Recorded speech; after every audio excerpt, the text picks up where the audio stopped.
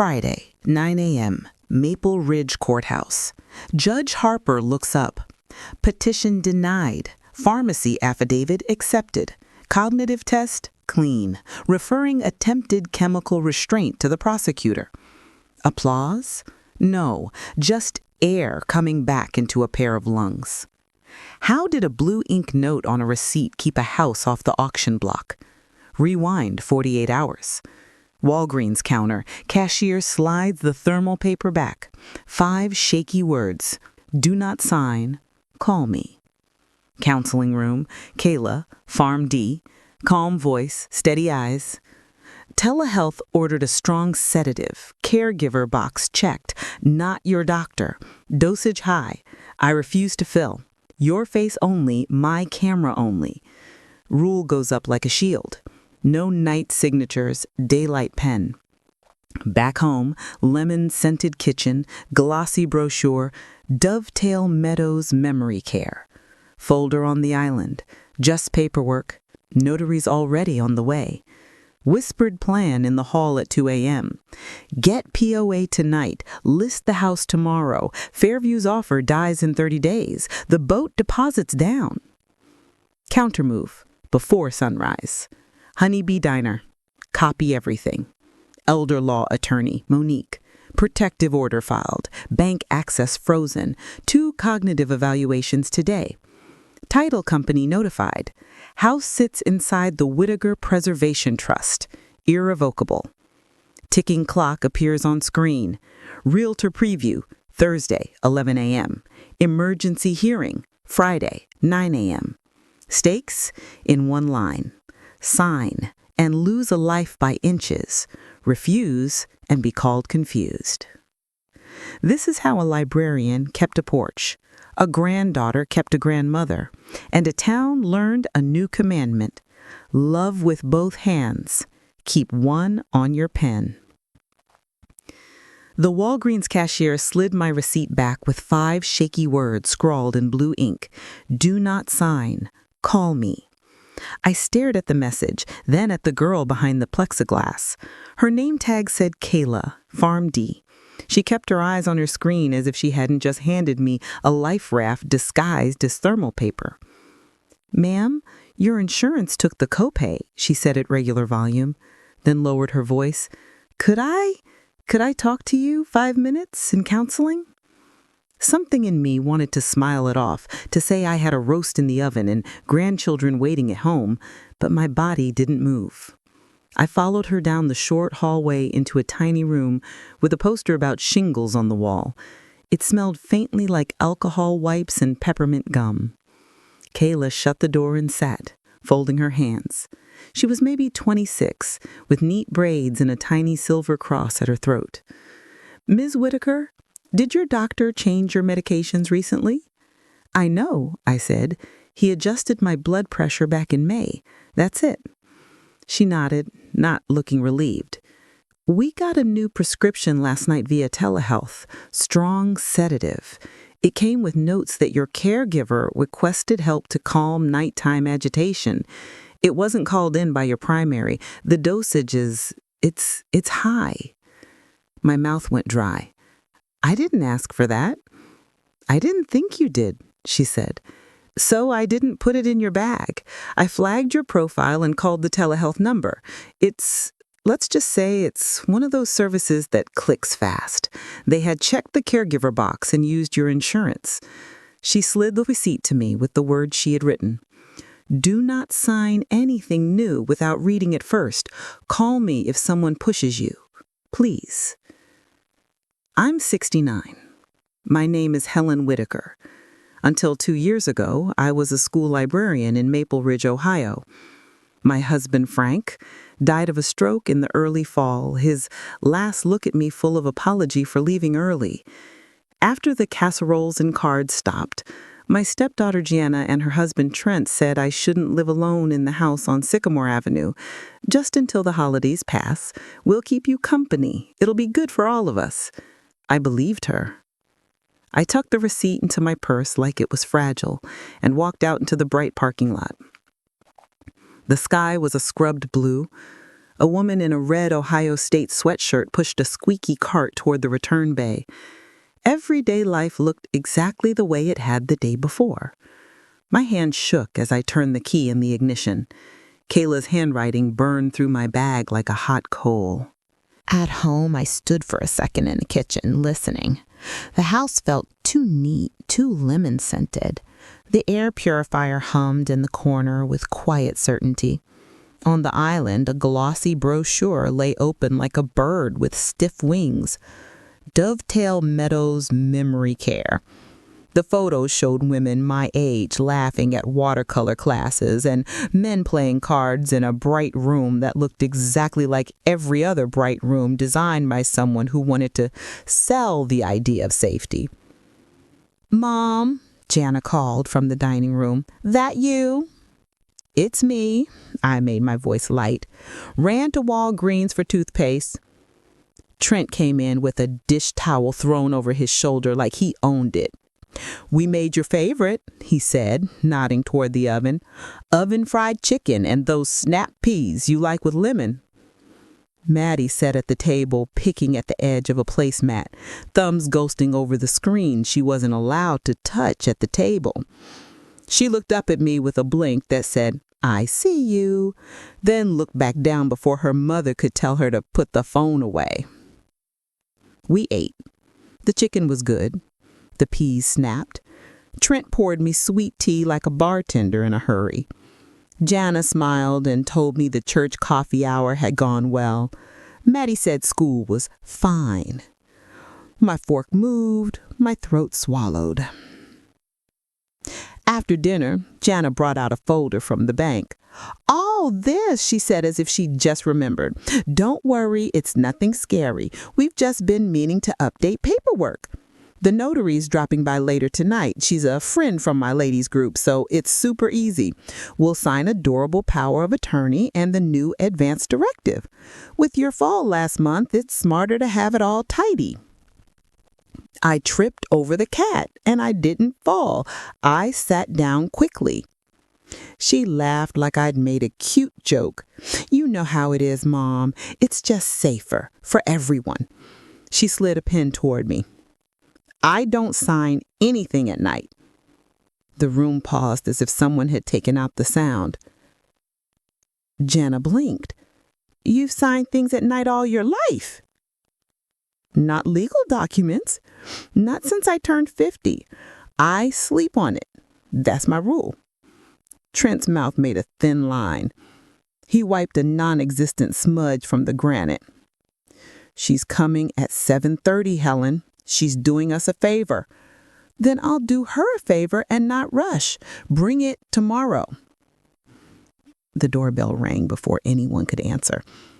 The notary rolled in a small suitcase crowded with stamps. She had kind eyes and the air of someone who had learned to be brisk to keep things from taking all night. "Oh, I'm sorry," I said, standing. "I don't sign legal documents in the evening."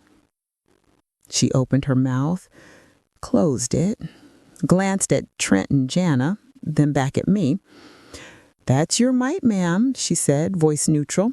"You can call me when you're ready." She looked at Jana. "Sorry, hun." After she left, the kitchen went quiet. Trent took the tea glasses to the sink with more force than necessary. Jana stacked plates like cymbal. Maddie slipped past me and whispered, "Good job," so softly I felt it more than heard it. At 2 a.m, I awoke to voices in the hall. I didn't move. The door was cracked an inch because I like the hallway nightlight spilling in. It makes the room look less like Swallow You Dark. "She's being stubborn," Jana whispered. "Trent can do a telehealth tomorrow," Trent said. "We'll get a sedative script renewed. If we can get her relaxed, she'll sign. We need the POA before Fairview's offer expires."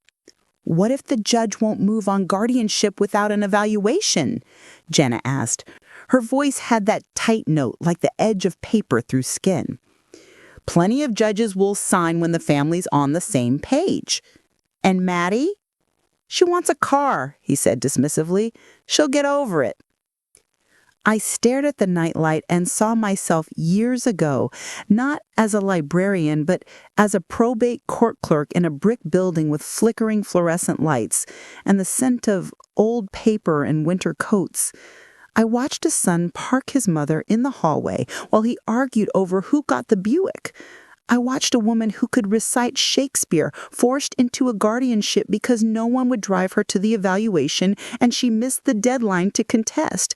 I had forgotten that version of myself when I married Frank and moved into a life that smelled like furniture polish and Sundays.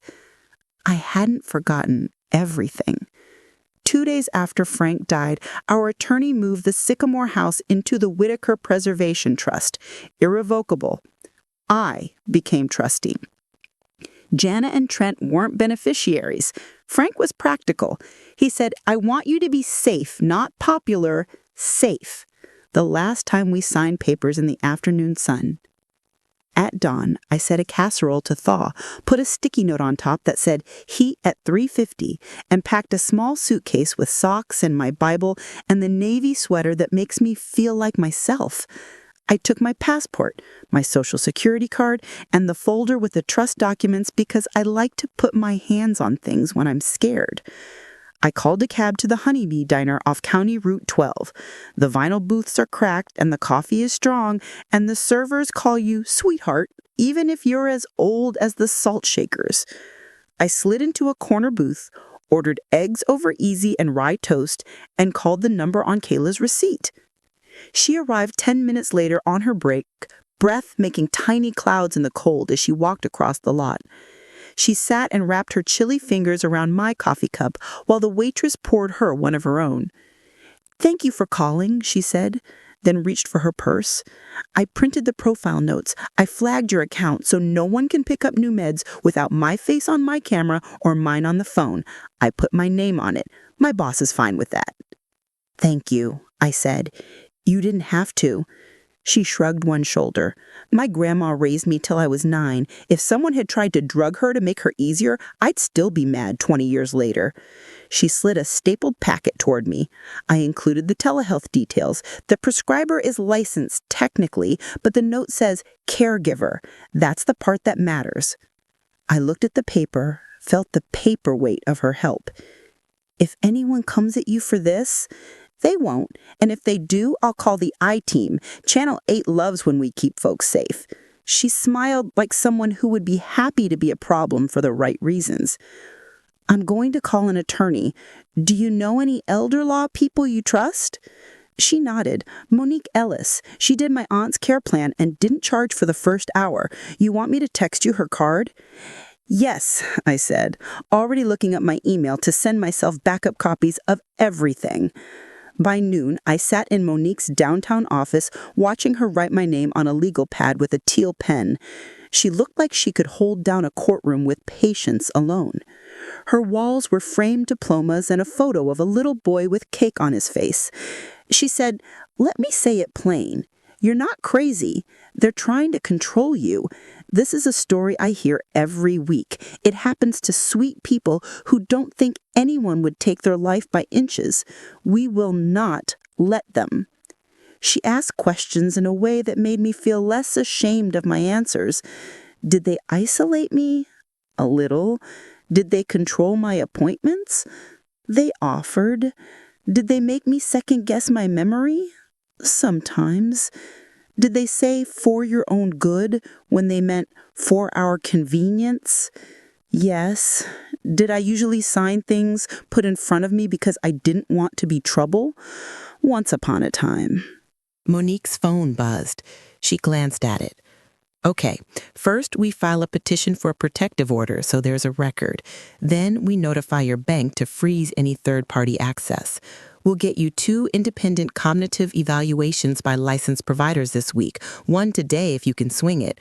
We'll also put Adult Protective Services on notice, not because we want a raid at your house, but because they become a witness if this goes sideways. We'll email the title company your trust paperwork so no one can even accidentally list your house. We keep everything in writing. That is our religion."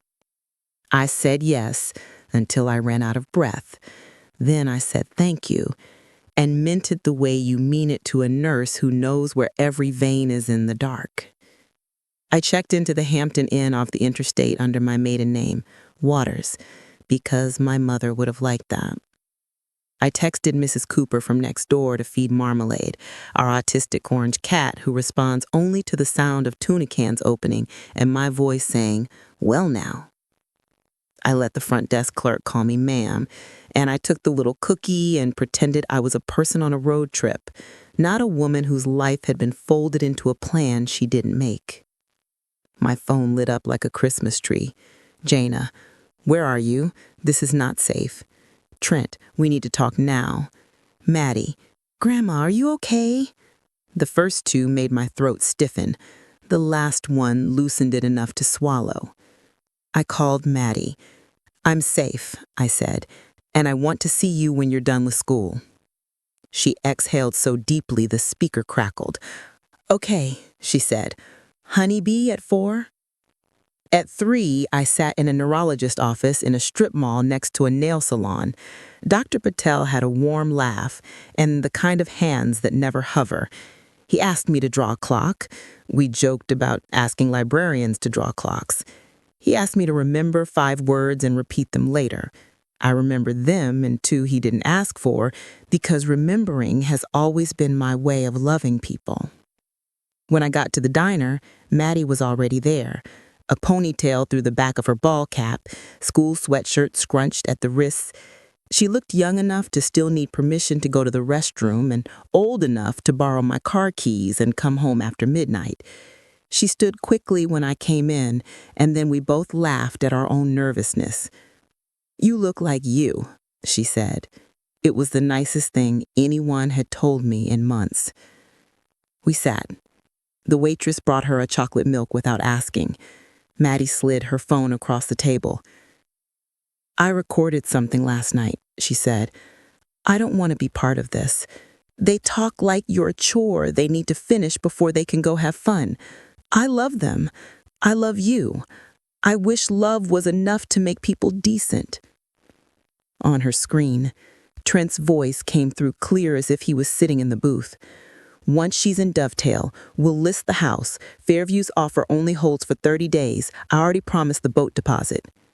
Jana said, "We'll get her to sign tonight. I'll say it's vitamins if I have to. People sign when they're calm." In the silence after the clip, Maddie said, "I hate that boat, and it doesn't even exist." I said, "You're brave," and meant it as a benediction. That night, Jana texted a picture of a sign taped to the front door that said, "Realtor Preview, Thursday, 11 a.m. I stared at my phone in the glow of the Hampton Inn lamp and felt small, and then big again. Monique filed an urgent motion to enforce the trust and emailed the title company, 2 realtors, and someone at the county recorder's office who used to be my boss. Kayla emailed a notarized affidavit about the prescription. Adult Protective Services confirmed they'd opened a case. On Wednesday morning, I drove to the church coffee hour because it was the kind of day that needed a room full of people who'd seen everything and still show up for donut holes. The hall smelled like burnt coffee and cinnamon rolls. An older man in an Indian's hat stood by the coat rack telling someone about his knee replacement like it had been a good vacation. Jana stood behind the folding table making small talk with the woman in a Goodwill blazer. The woman held a folder stamped Fairview Homes. When she saw me, her mouth smiled and her eyes didn't. She said, "Mom, thank God. We've been so worried." Pastor LaToya materialized like kindness wearing a sweater. She touched my elbow. "Helen, you okay?" "I needed witnesses," I said. Monique walked in right then, as if placed by central casting, and shook the realtor's hand. "I'm sure you're a professional and don't enjoy being used. Here is the trust document. Here is the protective order. This property cannot be listed or sold by anyone but my client and her successor trustee. You won't be paid on this deal. Do yourself a favor and step back." The realtor read, blinked, handed the folder to Jana like it was starting to burn. "I'm so sorry," she said, edging away. "This happens sometimes." Jana's face flushed blotchy pink. You ambushed me in my church. In my church, Pastor Latoya said gently, and we protect our elders here, even when the wolves wear Sunday clothes. That afternoon, Jane and Trent filed their petition for emergency guardianship. Their lawyer stapled on a telehealth note from a physician I'd never met. He wrote that I got lost twice a week and left the burners on. He wrote that I didn't recognize family. He wrote a story about a woman who had dropped her life on the floor and was too confused to pick it up. The hearing was set for Friday at 9 a.m. in Maple Ridge County Courthouse, the brick building on Main Street where the portraits of old judges look down and dare you to lie. I put on my navy suit that morning and brushed my hair the way my mother taught me. I put my documents in a leather folder because it felt solvable.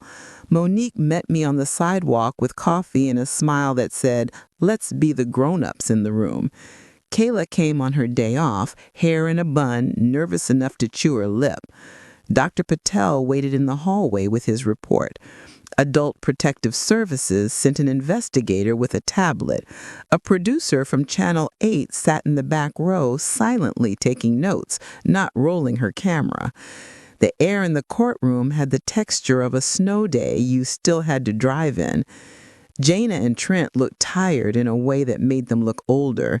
Jana's mouth was too bright. Trent's suit didn't fit quite right. Their lawyer had a tie so shiny it was like a warning sign. Judge Harper adjusted her glasses and glanced at the docket. "Emergency guardianship is an extreme remedy," she said.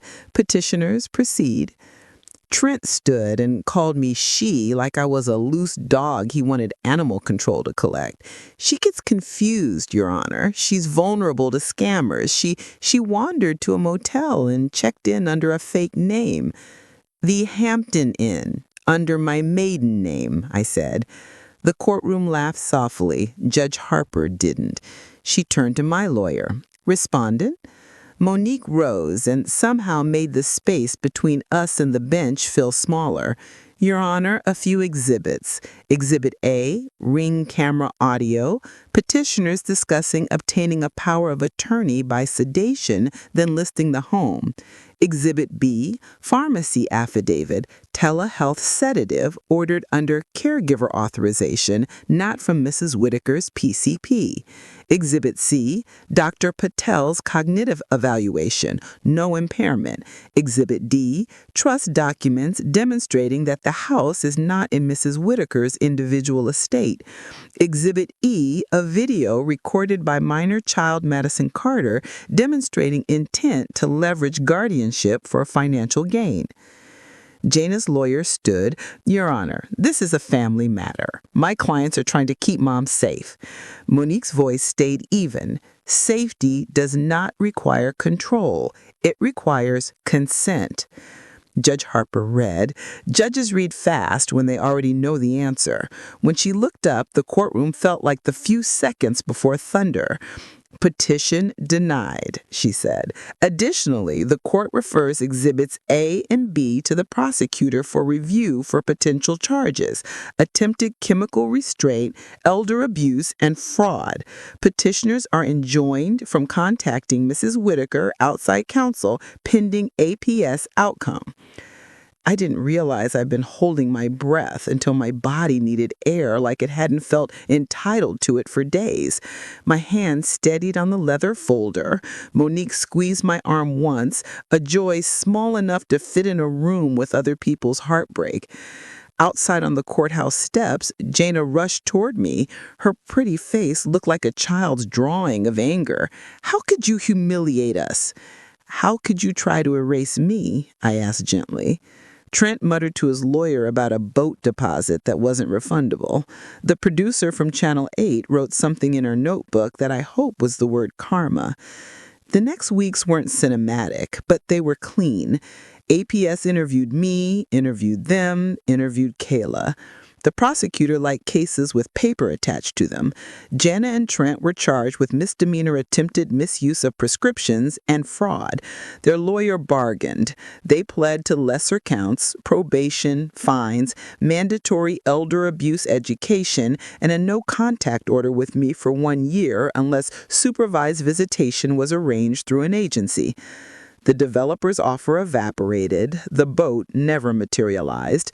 Somewhere in town, a man sighed because he had to keep his used pontoon for another summer. Maddie texted more. At first, it was practical. Do you need anything from your house? Then it was personal. Can I do homework at your place? It's too loud here. I told her yes before the text bubble finished forming. When she came that first afternoon, she stood on my porch and touched the door frame where Frank had carved our initials with an old pocket knife the year the magnolia out front bloomed like 100 white saucers. I forget I love this house, she said. You're allowed to love what's safe, and I meant that for more than a house. We made cinnamon toast the way my grandmother made it, too much butter, sugar shaken thick as snow, under the broiler until the edges charred and the middle turned molten. We ate too fast and burned our tongues. We laughed with our mouths open. Later, she curled in the armchair under Frank's reading lamp and worked on a history paper about the Dust Bowl. It's weird, she said without looking up. All those people became poor in public. We're privately poor. She looked at me. Not money poor, the other kind. We can grow different, I said. Spring came early that year. The magnolia threw pink at the sky like confetti. Monique came over on a Tuesday with a clipboard. We sat at my kitchen table and filled out a healthcare proxy form the way you fill out recipes you finally memorized. We made me my own primary with Monique as backup. We wrote down phone numbers and scanned copies, and this time I signed in daylight at my own table with my own pen. Kayla stopped by on her day off with a paper bag of croissants that flaked all over my tablecloth. I have to ask, she said around a mouthful of crumbs, why didn't you sign at night?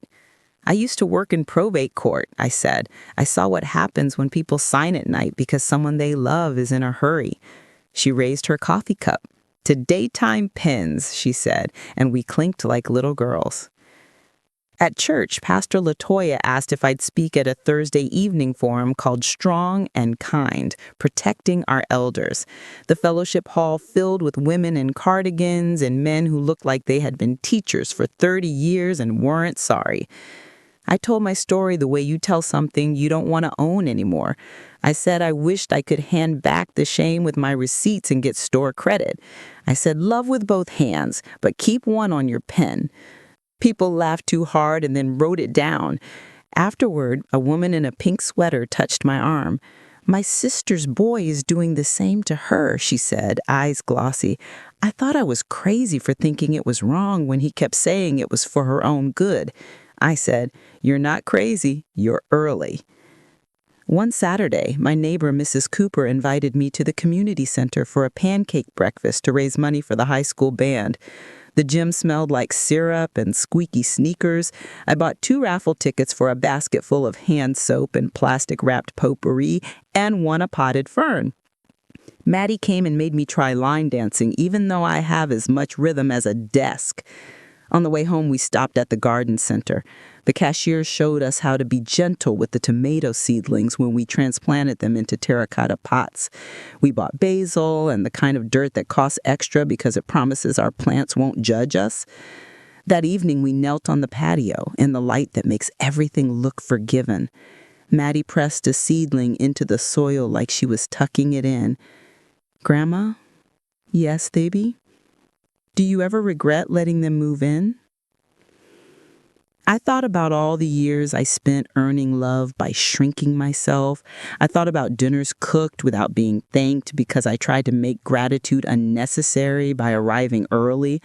I thought about a boat that was never bought and a developer's folder on a church table and a notary rolling a bag full of stamps into my kitchen like an apology. I watered the tomato until the dirt drank and drank. No, I said. I regret not learning sooner that boundaries are a love letter you write to yourself. She nodded like she was putting that sentence somewhere safe for later.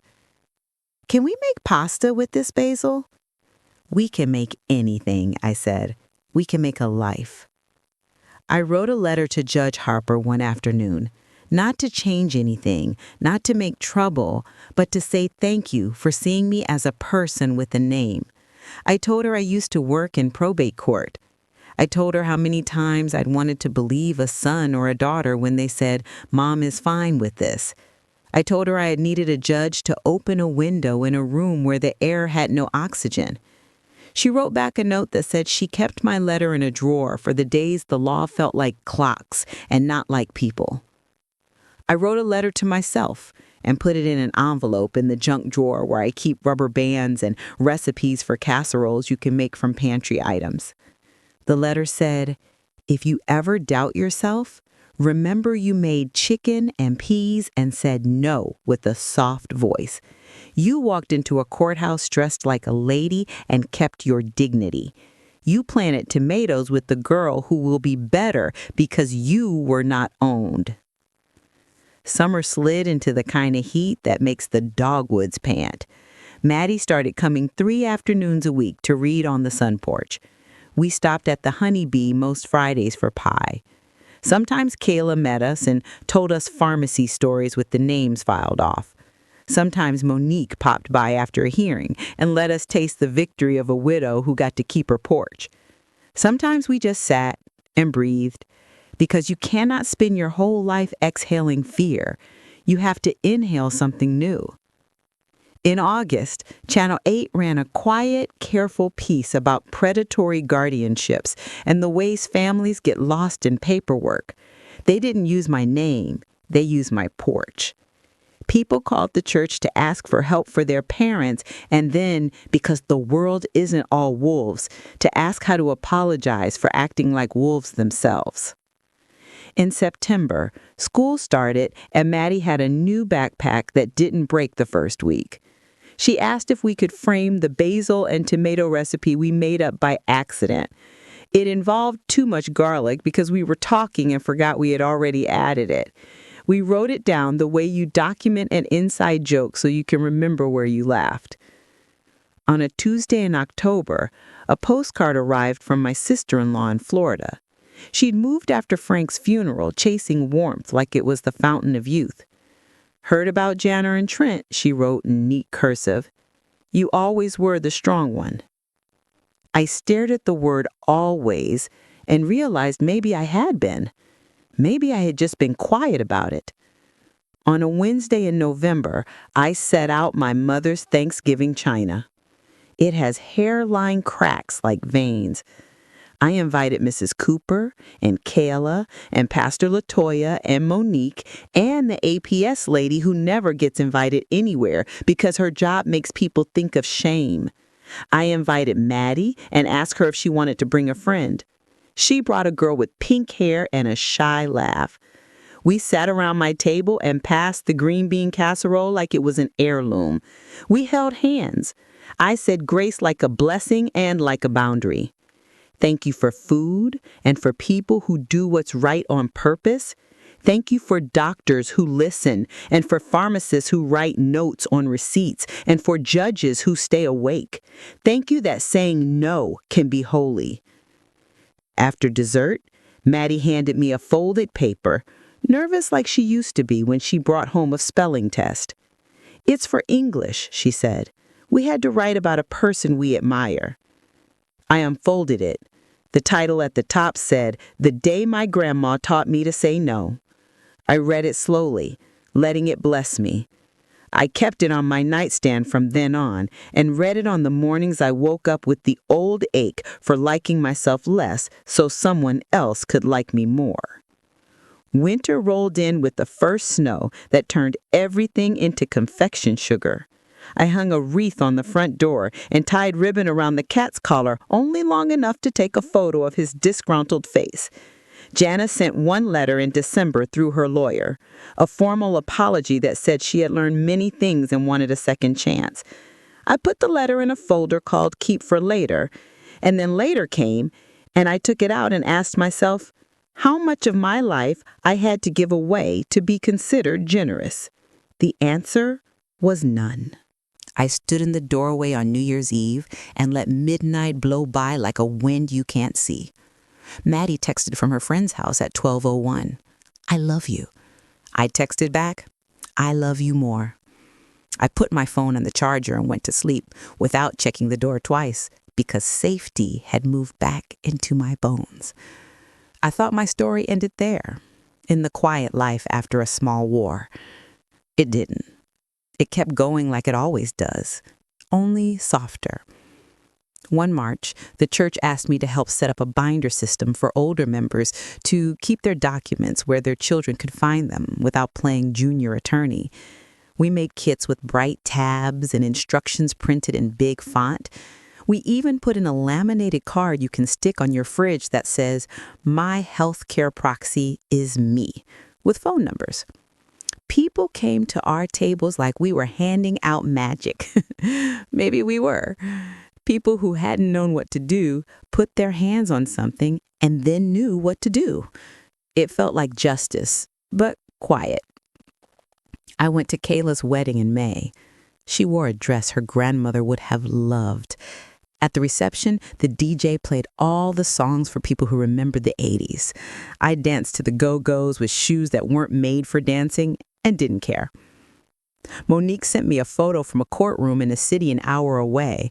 She'd helped a man keep his mother's house from being sold by a cousin who called himself a helper. I texted, "Justice looks good on you."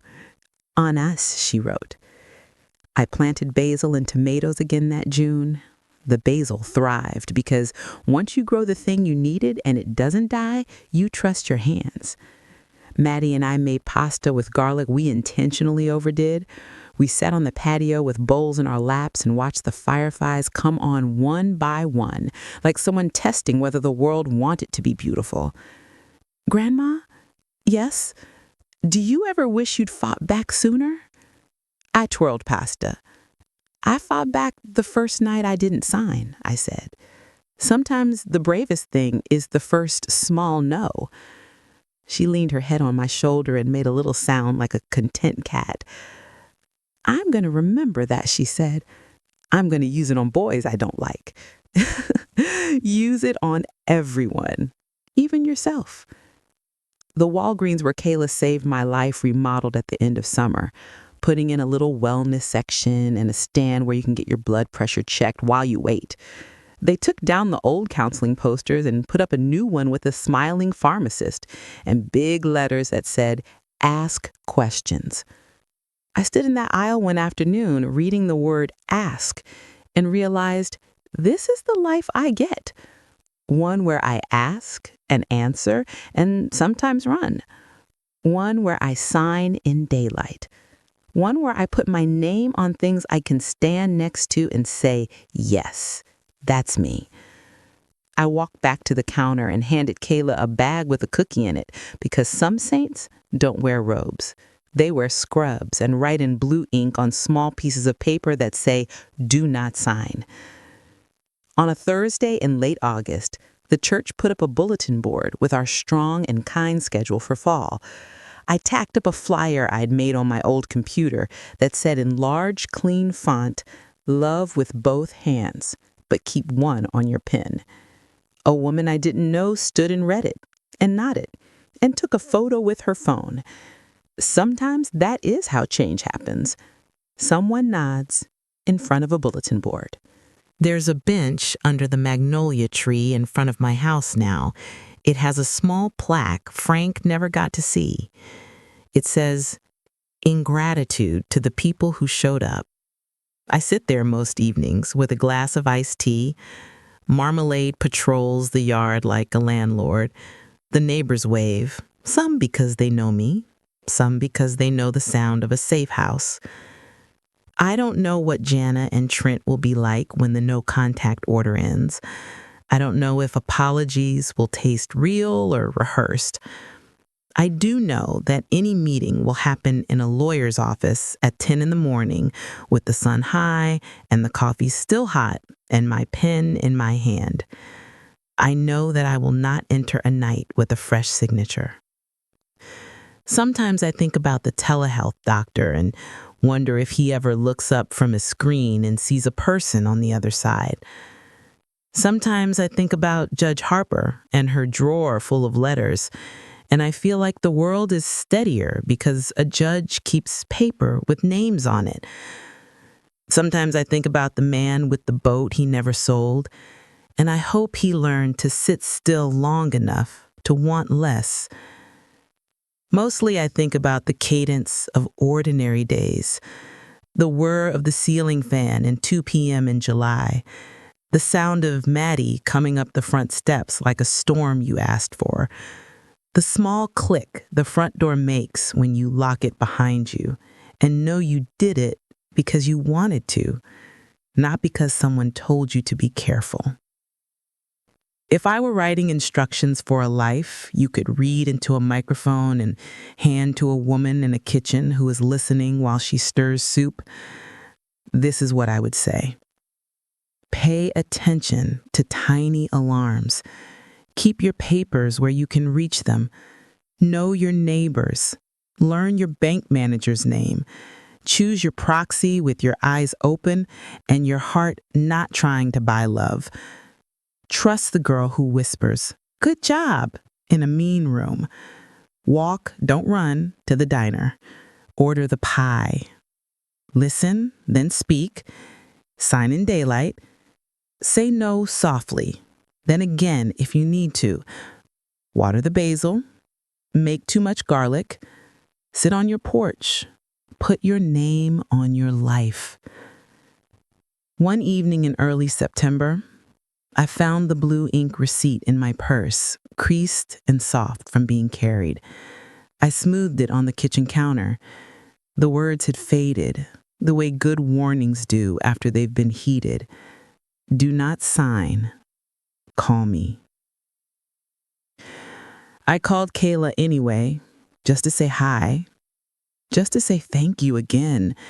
She laughed and said she had a boring day, which is what you want in a pharmacy. And then she told me she and her husband had agreed on a baby name if they ever had a girl. Helen, she said, like she was asking permission to be sentimental. I said, spell it however you want. Just teach her to keep a pen